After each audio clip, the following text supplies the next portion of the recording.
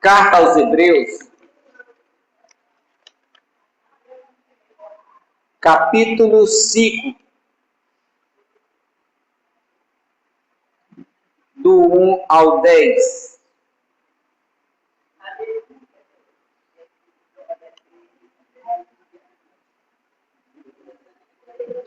Hebreus, capítulo 5, do 1 ao 10, lá perto de Tiago,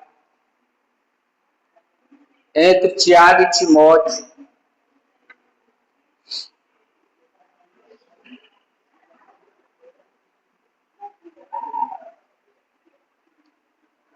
Amém? Todos encontraram?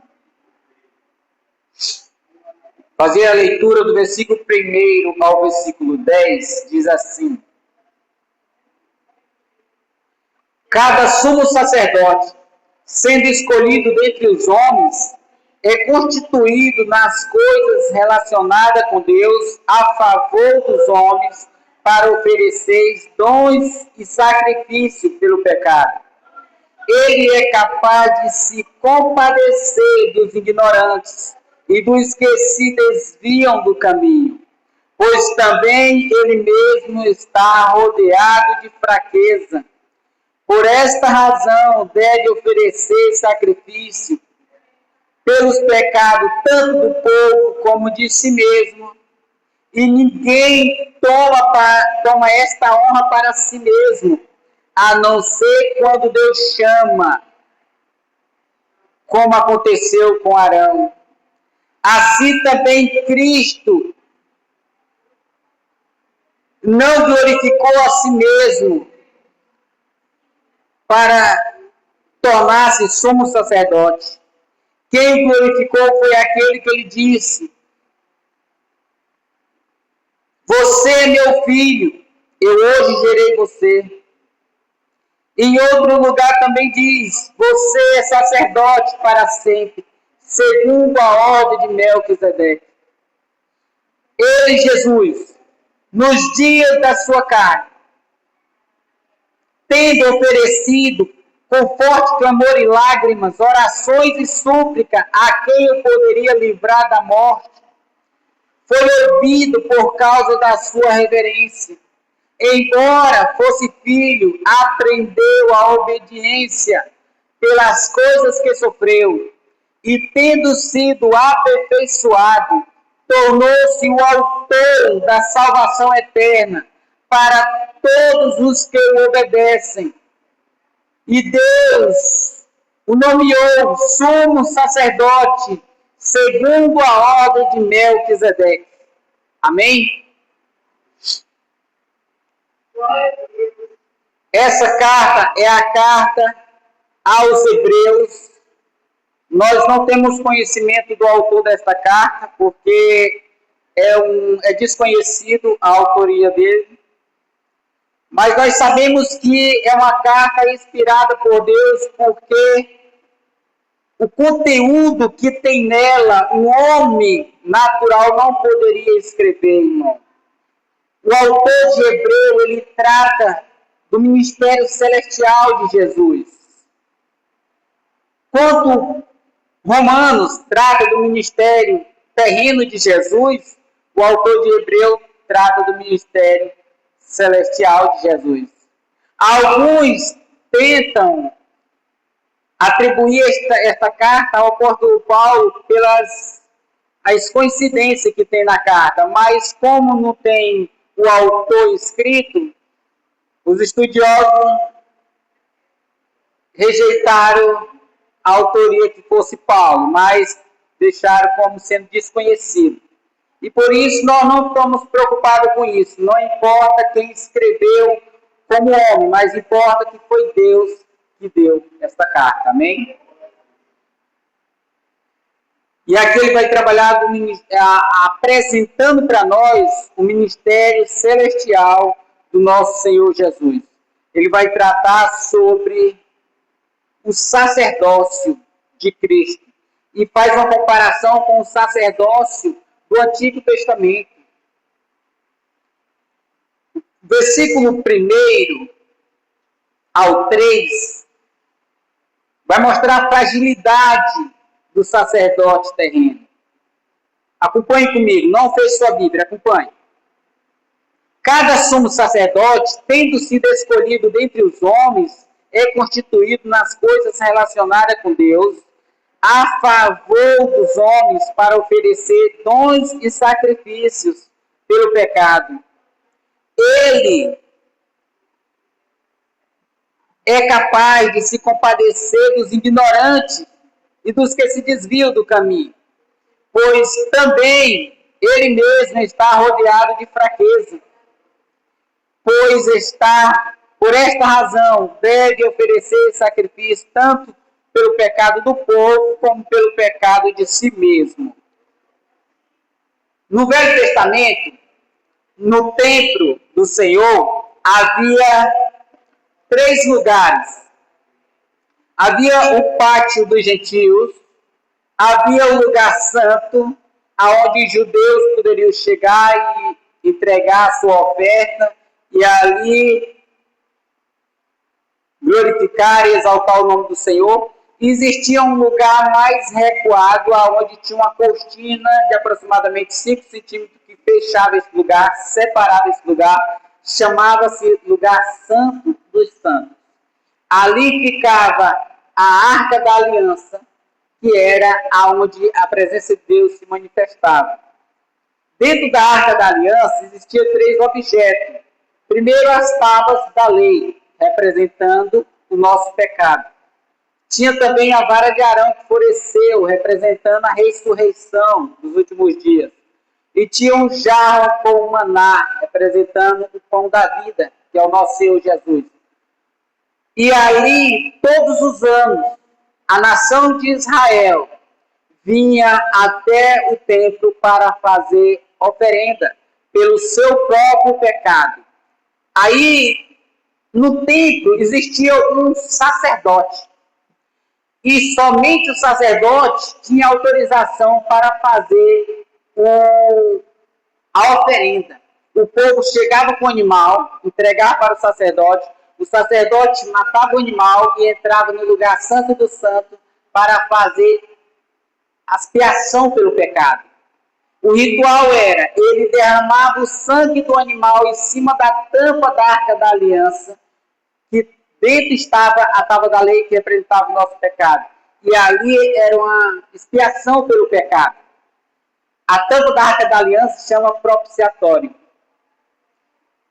Então ele fazia isso todos os anos. E ele matava o animal tanto pelo pecado dele próprio, porque ele estava rodeado de fraqueza, porque ele era homem pecador, ele tinha que fazer expiação pelo seu próprio pecado e também pelo pecado do povo. Todos os anos era repetido esse ritual. Por quê? Porque esse sacrifício não era um perfeito. Era um sacrifício temporário. Este sacrifício era um tipo de Cristo que haveria de vir. Apontava para Jesus na cruz, que milhares de anos depois veio e morreu por nós há 2000 anos atrás. Todo aquele sacrifício, irmão, nunca salvou ninguém. Sangue de animal nunca foi um sangue expiatório por nenhuma alma. Aqui dali era tudo sombra. O Velho Testamento é sombra do Novo Testamento.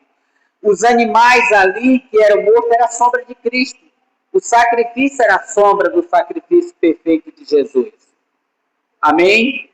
Era necessário que ele fizesse isso, porque ele tinha muitas fraquezas, porque ele era um homem comum.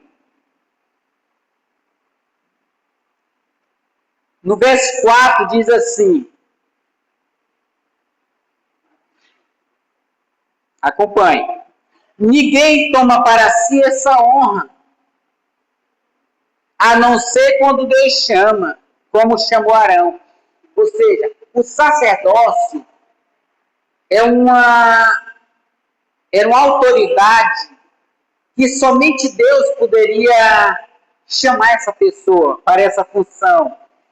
Era algo privilegiado naquele tempo. O povo não tinha acesso ao lugar santo dos santos, somente o sacerdote.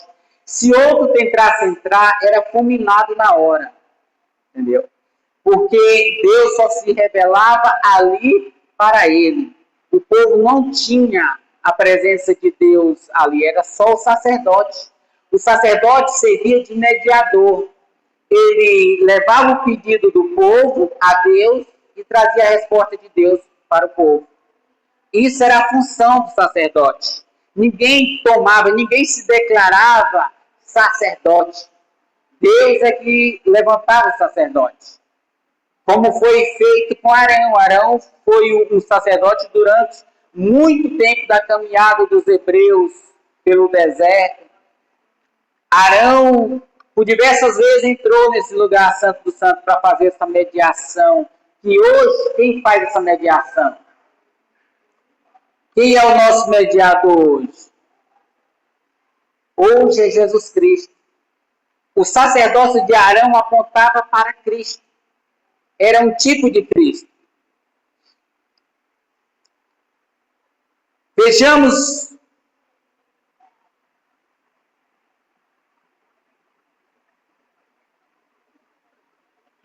o versículo 5.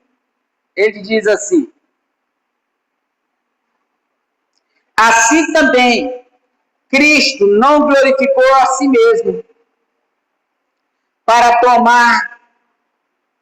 tornar-se sumo sacerdote, mas quem o glorificou foi aquele que disse: você é meu filho, hoje eu te gerei.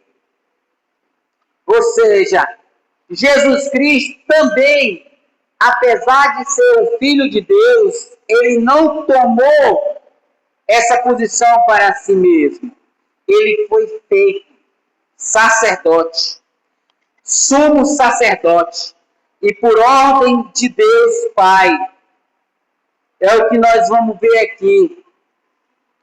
Em Hebreus, no capítulo 1, verso 5, ele faz essa declaração. No mesmo livro de Hebreus, irmão. Faz só voltar aí uma página aí. Ele vai dizer assim: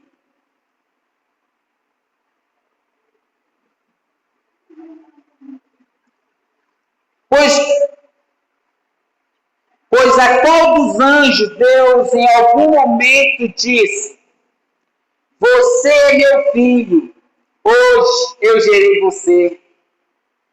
Ou seja, Hebreus está até fazendo uma pergunta: a qual dos anjos?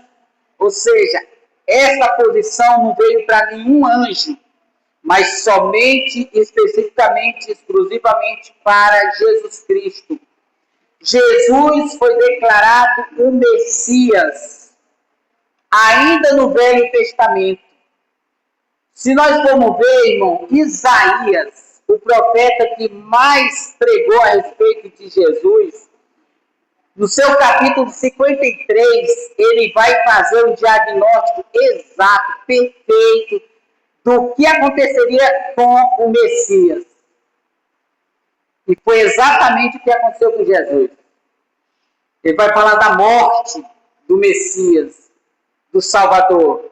E foi exatamente o que concluiu em Cristo Jesus. E mesmo assim, o povo judeu não creram em Jesus, não aceitaram Jesus como sendo o seu Messias. Mas ele foi feito sumo sacerdote pelo próprio Deus, irmão. Ele não tomou para si essa posição. Versículos 6 a 10, acompanhe comigo. Versículos 6 a 10.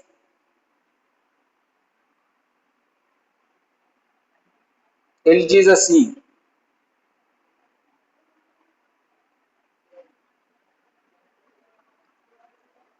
em outro lugar, você é sacerdote para sempre, segundo a ordem de Melquisedeque. Ele, Jesus, nos seus dias,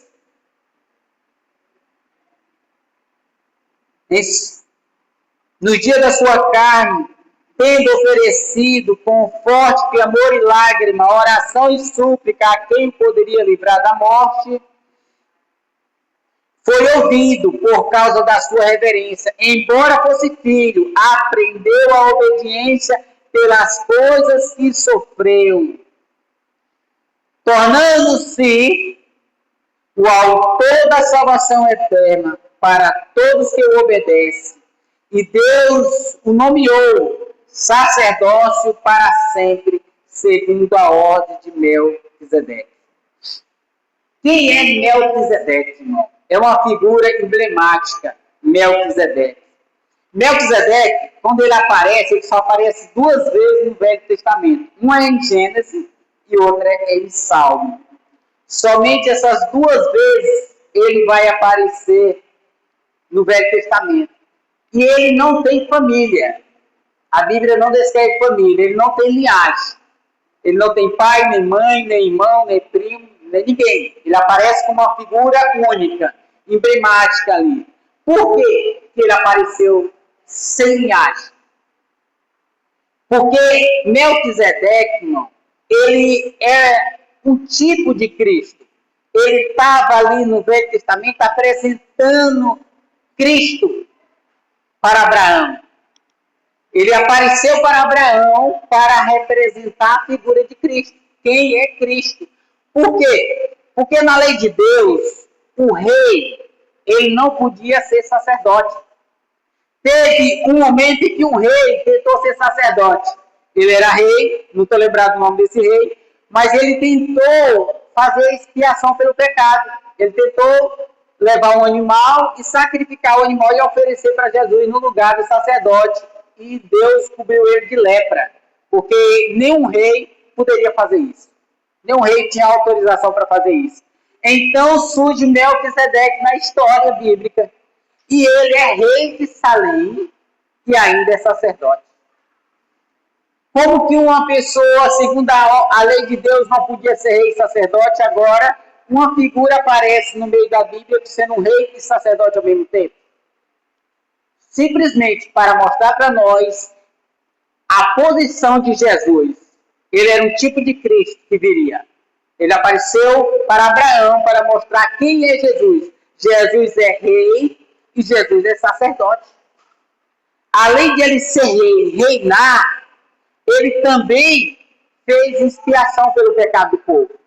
E fez o melhor sacrifício porque ele entregou-se de uma vez por todas por todos os pecados.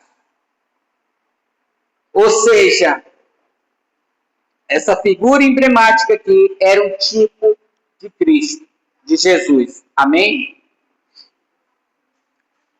Verso 7 diz assim: Jesus em seus dias da sua carne, sofreu, ofereceu forte clamor e lágrima, em oração e súplica a quem o poderia livrar da morte. E foi ouvido por sua reverência. Verso 7 por enquanto.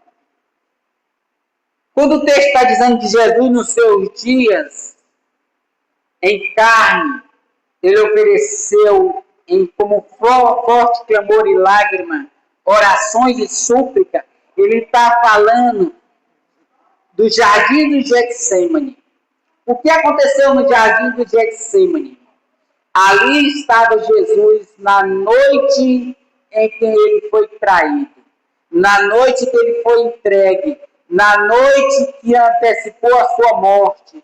Ali Jesus estava entregue totalmente na presença de Deus por este propósito. E o propósito de Jesus era morrer na cruz.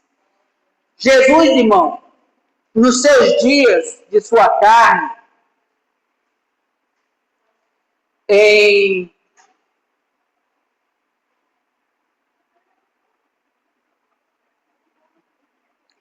no seu dia de sua carne, a palavra de Deus vai dizer que quando Jesus vai para o jardim do Getsêmani, Jesus ali, ele enfrenta a sua maior batalha espiritual, a sua maior luta espiritual, a sua maior guerra espiritual, Jesus enfrenta ali. Ele deixa seus discípulos para trás e segue um pouco mais adiante, e ali ele se prostra diante do Senhor para clamar: Nós sabemos que Jesus era 100% homem e 100% Deus. Mas quem estava ali no jardim não era o 100% Deus, era o 100% homem. Estava o Jesus terreno. Por isso ele foi esmagado por Deus ali, irmão. Porque quando ele chega no jardim para orar, que ele se entrega diante da presença do Senhor, prostrado em oração, irmão. A batalha espiritual é tão grande, e ele, como ele era 100% homem, ele clamava o livramento. Ele clamou a pessoa que poderia livrar, Deus. Ele clamou para o Pai: Pai, se possível, passa de mim este cálice. E ele foi ouvido. A palavra de Deus diz que ele foi ouvido. Não com o livramento da morte, mas com a ressurreição no terceiro dia. Deus respondeu para ele, ressuscitando ele. Irmãos, a batalha que Jesus enfrentou ali no Getsêmani foi uma batalha tão forte, irmão, tão grande, que a palavra de Deus diz que ele suou gotas de sangue. O sofrimento, a dor, a luta era tão grande que mexeu nos poros da sua pele, fazendo com que a sua carne explodisse por dentro. E ali, em vez de suor, saiu sangue. É uma luta espiritual muito forte, irmão, que nós nunca vamos enfrentar. Por que Jesus enfrentou essa luta? Porque ele sabia que a ira de Deus estava pronta para cair sobre a humanidade. Deus estava com a mão estendida sobre a humanidade. E o que foi que Jesus fez? Jesus simplesmente abriu os braços e se entregou na presença de Deus para absolver a ira do Pai que estava destinada para nós, irmão. Jesus, irmão, ele não estava com medo da cruz em si. Ele não estava com medo de ser cortado em si. Ele não estava com medo de ser blasfemado em si. Porque se você for ver, os discípulos também foram blasfemados. Os discípulos morreram em forma de cruz. Alguns morreram em forma de cruz, outros foram decapitados, outros foram chicoteados. O mesmo sofrimento que Jesus passou ali, do momento que ele saiu do Getsêmani até ser colocado na cruz, terreno, os discípulos dele também passaram. A dor ali que Jesus está enfrentando não é a dor física somente. É claro que ali estava um homem, 100% homem, Jesus, também ia sofrer fisicamente, mas ele sofreu espiritualmente. Jesus era um com o Pai no céu, o Espírito. Agora não, agora ele está enfrentando a dor de uma separação do Pai. O Pai vai virar as costas para ele vai ficar separado do Pai. Ele vai assumir um corpo de homem, um corpo humano. De uma vez por todas ele se separou, irmão. Hoje nós temos um Deus homem no céu, e não é mais espírito. O nosso Deus agora, ele é homem. Entendeu? Ele tem um corpo humano no céu. Ficou preso no corpo para sempre por causa do seu povo. Porque se ele não fizesse isso, nós estávamos mortos. Então foi necessário que ele se entregasse diante de Deus. E Deus o esmagou. Isaías 53 vai dizer que Deus esmagou seu filho na cruz. Foi como se Deus lançasse uma tonelada ali em cima dele, esmagando ele. Isaías chega a dizer que ele ficou irreconhecível como ser humano. Ele nem parecia um ser humano, desfigurado. Não tinha mais beleza nele que pudesse atrair alguém. As pessoas escarneciam dele, zombavam dele. Se tu és o Filho de Deus, desça dessa cruz e nós queremos em você. Salvou os outros, salva a si mesmo. Assim diziam os zombadores. Irmãos, Jesus, o amor de Jesus é incomparável. Porque Jesus tinha tudo para ele dizer assim, então tá bom, já que vocês querem uma prova de que eu sou filho de Deus, eu vou descer da cruz e vocês estão mortos. Entendeu? Era só ele ter descido. Jesus, ele poderia dar uma ordem e 12 legiões de anjos poderiam vir naquele momento que estava a seu serviço. Como foi no jardim, como foi prender ele.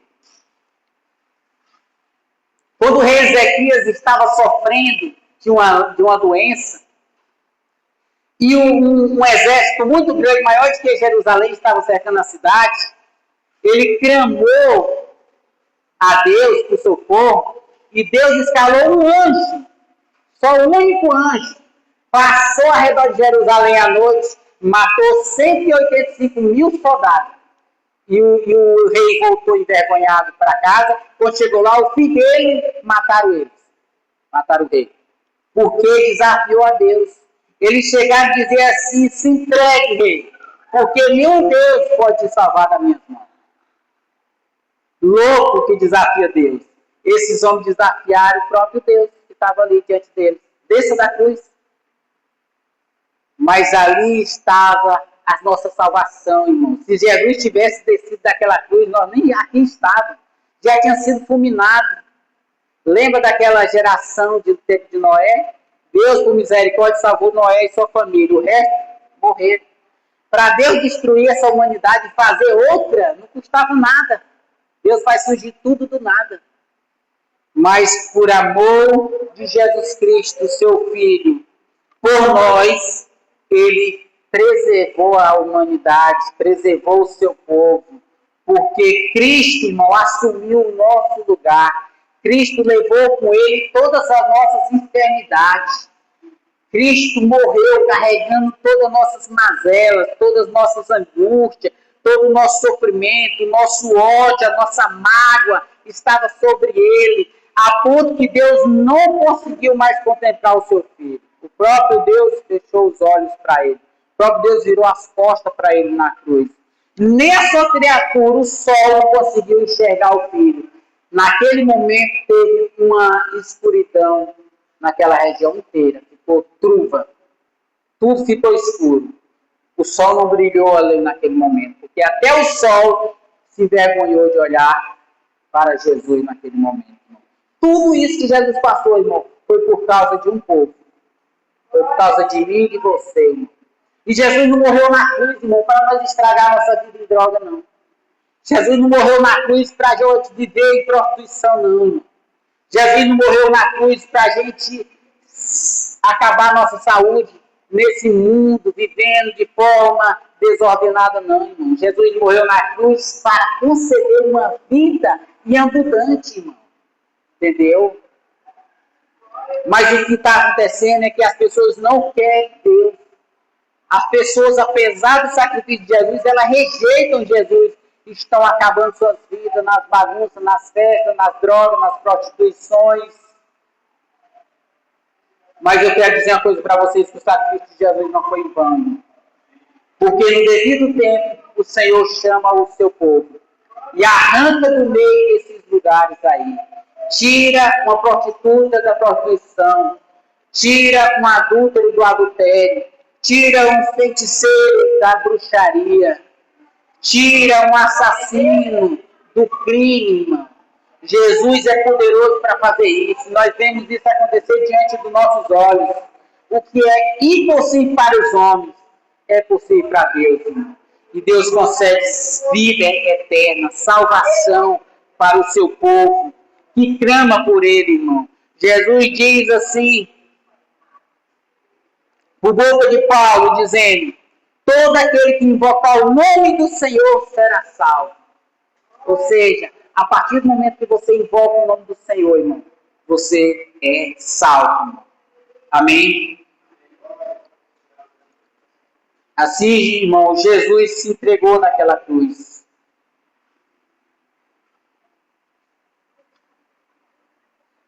Versos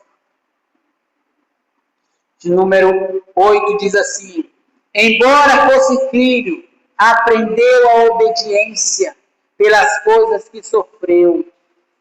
Jesus, irmão, ele era filho de Deus, mas ele não ocupou o trono, a grandeza de Deus, mas como homem, como filho obediente, irmão, sofreu como homem e obedeceu apesar do sofrimento, irmão. Quando ele clama ali no jardim, dizendo: Pai, se possível, passa de mim este cálice.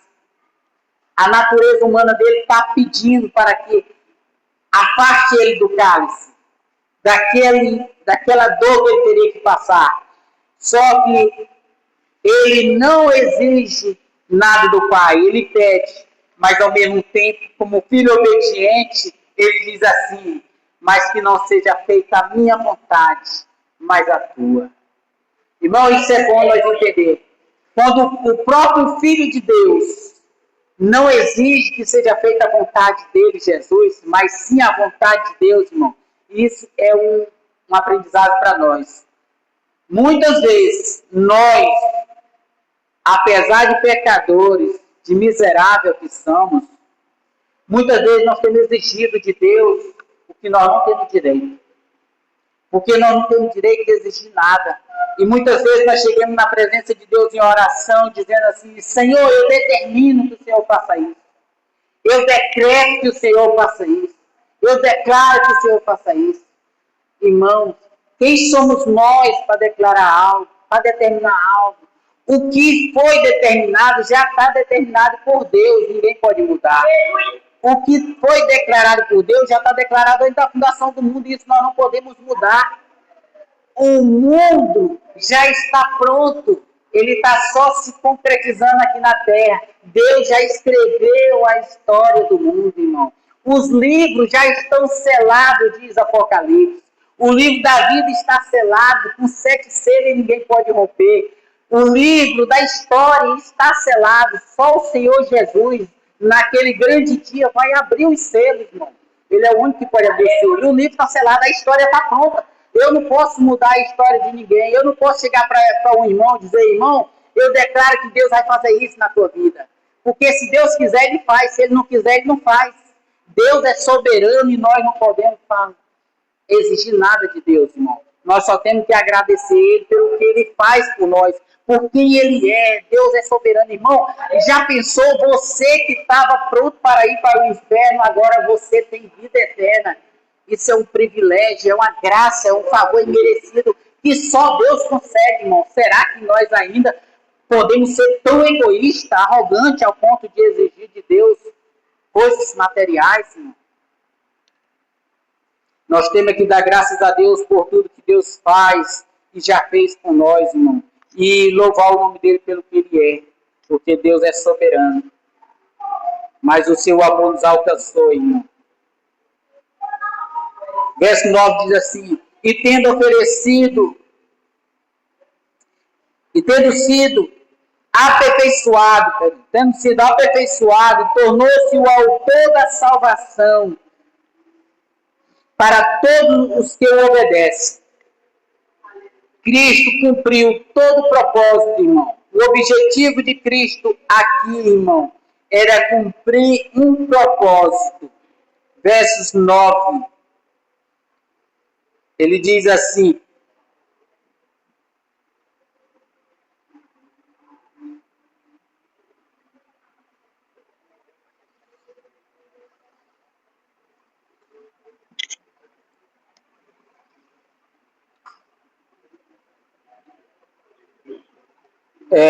Hebreus, vamos um pouquinho adiante. Hebreus 7, 24 e 25.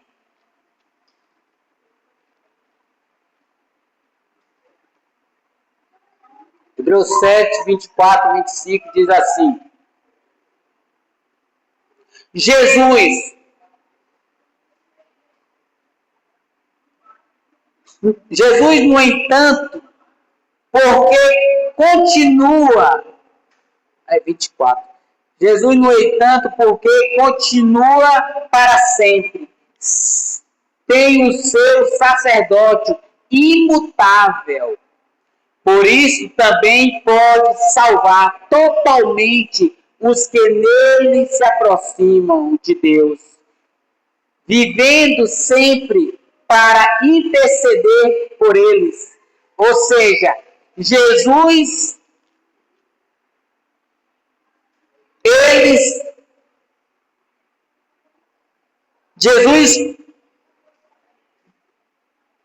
tendo porque continua para sempre, tem o seu sacerdócio imutável. Jesus tem o seu sacerdócio imutável, ou seja, Ninguém pode tomar o sacerdócio de Jesus, irmão. Jesus é um sacerdote para sempre. E a palavra de Deus diz também no versículo 25 que ele pode salvar totalmente todos os que se aproximam de Deus. E também ele intercede para sempre por eles. Jesus está nos céus, irmão, à direita de Deus, intercedendo por nós. Irmãos, é um privilégio muito grande nós termos o próprio Filho de Deus como nosso intercessor, como nosso advogado, porque naquele dia do juízo, irmão, o diabo estará lá para nos acusar. Ele mesmo vai se levantar e vai dizer, esse daqui pecou em tal momento. Mas nós temos um advogado que vai nos defender, dizendo assim, esse daqui está salvo, porque por ele eu entreguei a vida. Por ele eu morri. Por isso ele está salvo. Já pensou, irmão, se nós não tivéssemos nenhum advogado? Já pensou as pessoas do mundo que não têm advogado? Você sabe que na corte terrena, toda pessoa, quando ela vai ser julgada, ela tem por direito um advogado de defesa, até os pobres, tem advogado público, porque é necessário que alguém tenha advogado, irmão.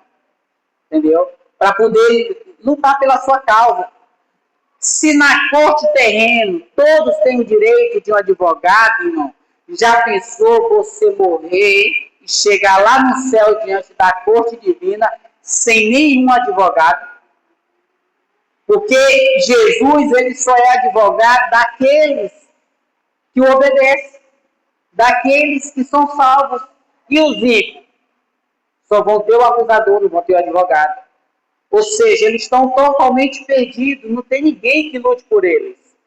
Mas nós, irmão, fomos privilegiados com o melhor advogado, irmão. Um advogado que não tem propina para ele. Porque o advogado terreno tem propina. Se você for pobre e o seu inimigo for rico, ele pode comprar o seu advogado. Lá no céu não, irmão. Jesus é o nosso advogado fiel. Jesus não se vende. Jesus lá no céu, irmão, quando nós formos julgados, irmão, ele está à direita de Deus para nos defender. E ele não vende a sua justiça, irmão. Ele vai nos proteger do nosso acusador, irmão. De Satanás que estará lá para nos acusar. Devemos glorificar e exaltar o nome dele, porque ele se tornou em seu maior grau de perfeição o autor da salvação. Não há salvação em nenhum outro, irmão.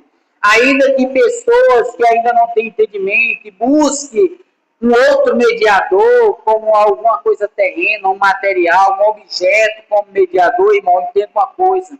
Só Jesus é o autor da salvação eterna. Ninguém mais pode salvar. Filho não pode salvar pai. Pai não pode salvar filho. Mãe não pode salvar filho, irmão.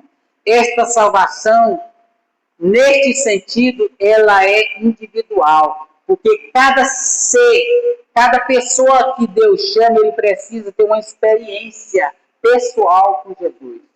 Se não ocorrer essa experiência pessoal, irmão, você não pode ser salvo. Tem gente que pensa que é salvo porque faz parte de uma igreja tal. Pensa que é salvo porque anda com a Bíblia na mão. Pensa que é salvo porque prega. Pensa que é salvo porque é filho de crente. Não, irmão. Se você não tiver uma experiência genuína com Cristo, irmão, você não será salvo. Lembra de Nicodemo em João, capítulo 3? Nicodemo, um doutor da lei, foi ter com Jesus à noite, porque não queria ser reconhecido pelos outros, conversando com alguém aparentemente menor, que assim considerava Jesus. Ele chega para Jesus e diz, mestre, sabemos que o Senhor faz vem da parte de Deus, que ninguém pode fazer os sinais que o Senhor faz, se Deus não estiver com ele. Quando de repente Jesus disse assim, Nicodemo, é necessário nascer de novo. Nicodemo era um doutor da lei, ele podia muito bem dizer que era salvo, mas ele não estava salvo, irmão. É necessário nascer de novo. Amém? Partindo para o final, irmão, eu quero que nós dêssemos só uma olhada no capítulo 4 e versículo de número 14, 15 e 16, quando diz assim, Então, pois Jesus, o Filho de Deus, como grande sumo sacerdote que adentrou aos céus, e concedemos firme a nossa confissão, porque não temos sacerdote que não possa se compadecer das nossas fraquezas. Pelo contrário, ele em tudo foi tentado, em todas as coisas a nossa semelhança, mas sem pecado. Portanto, aproximemo-nos do trono da graça com confiança, a fim de receber misericórdia e encontrarmos graça para o dia da oportunidade. Ou seja, Jesus, irmão, ele adentrou aos céus, ele é o nosso grande sumo sacerdote, ele está à direita de Deus intercedendo por nós. Por isso, nós devemos conservar firme a nossa confissão, irmão. Todos os dias nós devemos ficar firme, crendo que Jesus nos salvou e que nele nós estamos seguros. Nunca devemos fraquejar na fé, irmão. Oscilar na fé, devemos ficar firme, crendo nisso, que Jesus nos salvou e que nele nós estamos seguros e que Deus vai nos conservar até o grande dia do encontro, onde o nosso corpo será restaurado, redimido para a glória eterna, irmão. Ele vai dizer que nós não temos sumo sacerdote que não possa se compadecer das nossas fraquezas, porque ele mesmo, a nossa semelhança, foi tentado em todas as coisas. Lembra da tentação no deserto. Jesus, quando é batizado, é levado pelo Espírito ao deserto, irmão. E ali o diabo vem até ele com as propostas, com as tentações terrenas, as quais nós iremos sofrer aqui na terra. Jesus foi tentado como homem, diante de toda tentação, ele foi aprovado por Deus, porque ele não cedeu. A primeira tentação é sobre a sua identidade. O diabo chega para ele e diz assim: se és o Filho de Deus, mande que essas pedras se transformem em pães. Jesus estava com 40 dias sem comer, irmão. Jesus estava com a fome. Eu imagino que, como um de nós não precisávamos nem ter poder para transformar a pedra em pão. Talvez nós estávamos numa fome tão grande que nós comíamos até pedra.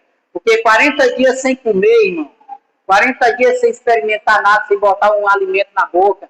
Jesus estava... Tem gente que quando está com sede enxerga água no asfalto, né? Jesus olhava para aquelas pedras, irmão. Eu tenho certeza que a natureza humana de Jesus clamava pelo alimento ali. 40 dias sem comer. E o diabo chega e faz uma proposta para ele: se és o Filho de Deus, mande que essas pedras transformem em pão. O que o diabo está dizendo?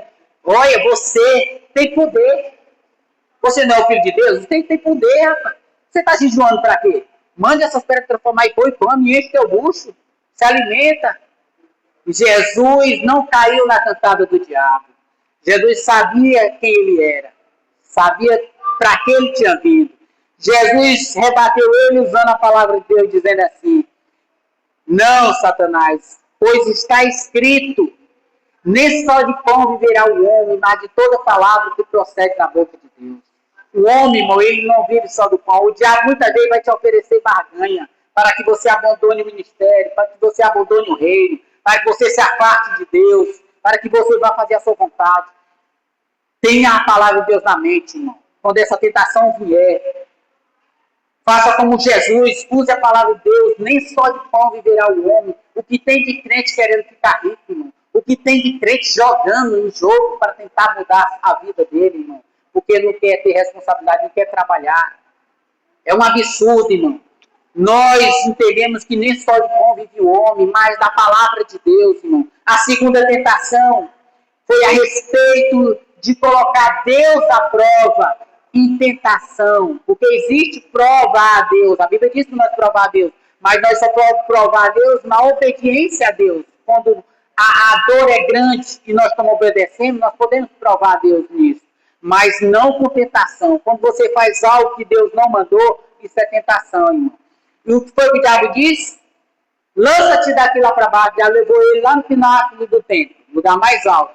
E disse: te joga daqui para baixo, pois que está escrito: aos seus anjos ele dará ordem, eles vai se livrar, te livrar, para que você não tropece nenhuma pedra.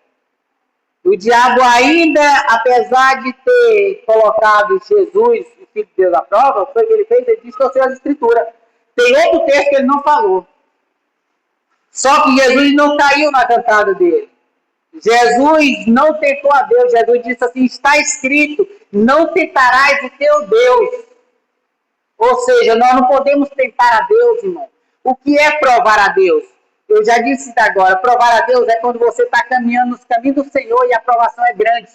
E você diz, Senhor, o Senhor disse que não colocaria prova maior do que a que eu posso suportar. Porque você está na obediência e mesmo assim a prova parece ser grande para você. Isso você pode provar a Deus, clamar e Deus te responde. E o que é tentação? Tentação é você subir em cima de um poste e pegar no fio elétrico e dizer assim, Jesus está comigo, ele vai me livrar. Tentação é você subir no alto de uma torre e pular de lá para baixo e dizer assim, Deus vai mandar os anjos me segurar. Isso é tentação, irmão. Você está tentando a Deus e Deus não tem nenhum compromisso com a tentação do homem, não, irmão. Deus tem compromisso só com as promessas dele. E as promessas dele são firmes e ele vai cumprir. Ou seja, o diabo colocou essas tentações, irmão, que Jesus sofreu em nosso lugar, porque ele sabia que nós ia ser tentados nisso. Mas lembre disso, não coloque o teu Senhor, o teu Deus à prova, irmão. Deus não quer ser tentado. Deus não aceita ser tentado. De ninguém ele tenta, também ele não é tentado, diz a palavra de Deus.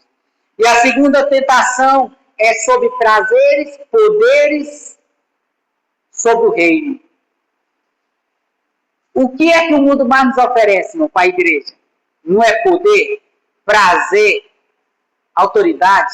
Foi o que o diabo fez? O diabo levou Jesus a um alto de uma montanha e mostrou os reinos do tempo, do seu tempo. E disse assim, está vendo aqueles reinos ali? Todos estes eu te darei, se prostrado me adorar. O diabo exigiu a adoração de Jesus para ele. E ofereceu as baganhas do mundo, os poderes, os prazeres, dinheiro, riquezas. É assim que o diabo vai vir até nós, irmão, oferecendo dinheiro, riqueza, prazer neste mundo, para que nós se prostremos diante dele, para que nós vá adorar o diabo. Porque quem se desvia do caminho do Senhor, irmão, ele vai adorar o diabo, ele vai idolatrar, ele vai para a feitiçaria, ele vai para o alcoolismo, para as drogas, para o jogo. Se ele se desviar do Senhor, ele vai para isso daí, ele vai idolatrar o diabo e suas coisas, irmão. Porque essas coisas, irmãos, elas são usadas como armadilha para a igreja, para os crentes. E nós, como cristãos, irmão, devemos ter discernimento para que nós não venhamos cair nessa tentação. E por fim, ele diz assim, no verso 16: porque, portanto, aproximemos-se do trono da graça, com confiança, para recebermos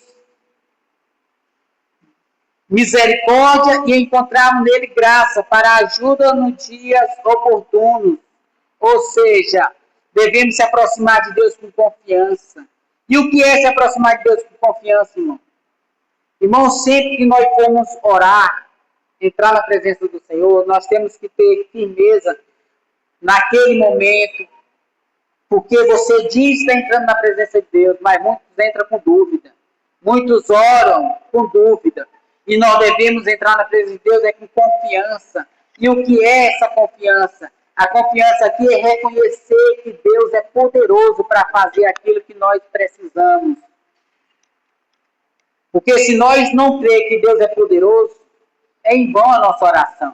Nós temos que entrar na presença de Deus crendo que Ele é poderoso para fazer aquilo, ainda que Ele não venha fazer de acordo com o que nós desejamos. Mas temos que confiar que Ele tem poder para isso.